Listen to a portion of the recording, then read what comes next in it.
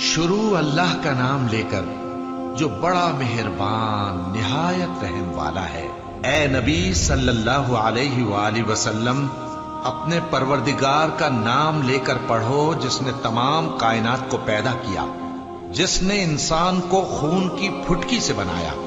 پڑھو اور تمہارا پروردگار بڑا کریم ہے، جس نے قلم کے ذریعے سے علم سکھایا اور انسان کو وہ باتیں سکھائیں جن کا اس کو علم نہ تھا، مگر انسان سرکش ہو جاتا ہے اس بنا پر کہ وہ اپنے آپ کو بے نیاز سمجھتا ہے۔ کچھ شک نہیں کہ سب کو تمہارے پروردگار ہی کی طرف لوٹ کر جانا ہے۔ کیا تم نے اس شخص کو دیکھا جو منع کرتا ہے، یعنی ایک بندے کو جب وہ نماز پڑھنے لگتا ہے؟ بھلا دیکھو تو اگر یہ راہ راست پر ہو یا پرہیزگاری کا حکم کرے تو منع کرنا کیسا؟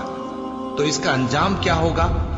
ذرا دیکھو تو اگر اس نے دین حق کو جھٹلایا اور اس سے منہ موڑا، کیا اس کو معلوم نہیں کہ اللہ دیکھ رہا ہے؟